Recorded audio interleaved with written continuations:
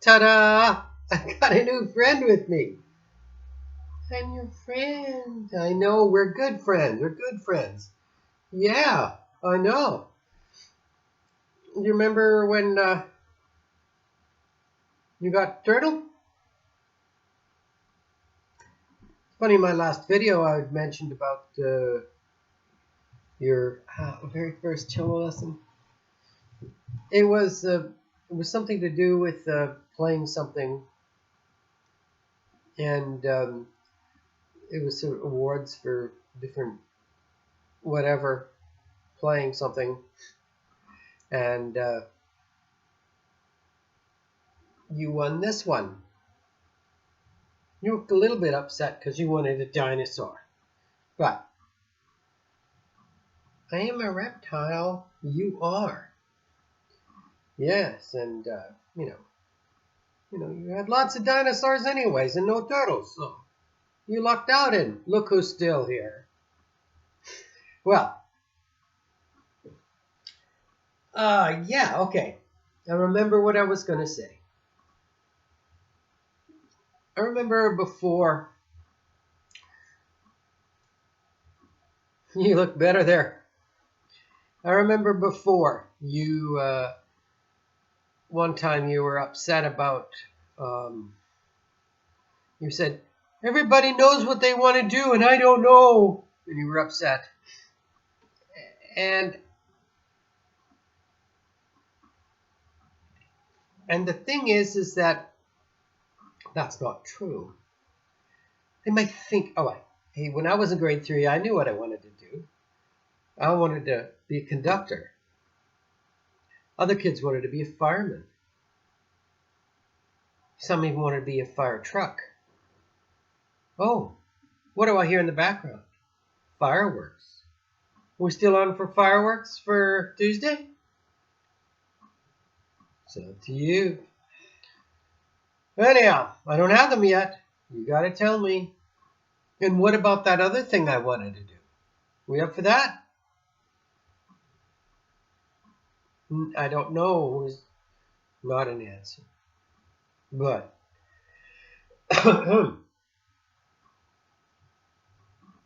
okay. You one time you wanted to be a paleontologist. I mean, hey, you never know. You could still be a paleontologist.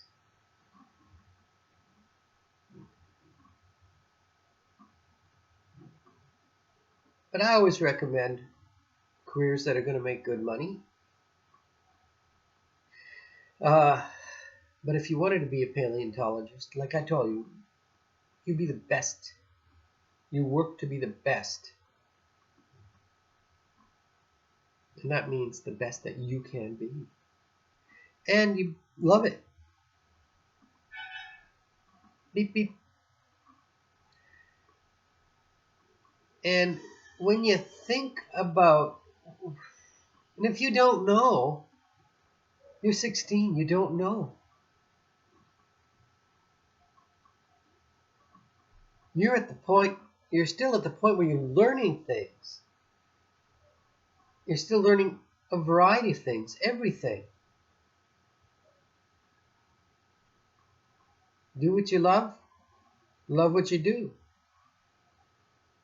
Giving up on things that you love for things that you, I don't know how to put it. If you give up on something you love because you want to do something else, well, it depends what it is and if there's room for it.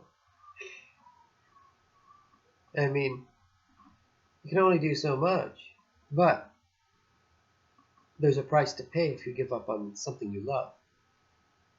Always a price to pay. So never count your horses before they're going to hatch. Huh? Well, it goes something like that, But never give up until it's too late. Keep fighting. Never never give up. Have fun. Share. Like you had fun today. And I know you're going to be real tired tomorrow. And Monday, you're still going to be tired. It's going to take a couple of days for you to get over that. Staying up too late and a long day, especially after you went to bed really late on Friday night, which is yesterday night. And like I've always said, you don't do well that way. But you got to live with it. Get up. But you got to establish a routine. When you have a routine of doing things, not everybody needs a routine, but you need a routine. Or you get lost. Embrace what you have. Embrace what you have. If you have what they call, okay, for example, let's say you have Asperger's. Whether you do or don't, we don't know, unless you're fully tested. We embrace it. Make the best out of it. And learn things about it. Embrace the good things about it. And learn how to not... learn how to do things that are normal in society. And don't let people put you down. And realize that, hey man, if you're not invited to a party because people think you're weird, embrace it and say, yeah, I get it. I'm a little bit different. But don't get upset when they don't invite you. What? Oh, I messed that up. If you choose not to go to parties because you don't really care for them that much, don't get upset because they don't invite you. That's sort of happened to me. I explained that to you. But if you want to go to a party, you got to observe what people are doing and sort of mimic what they're doing.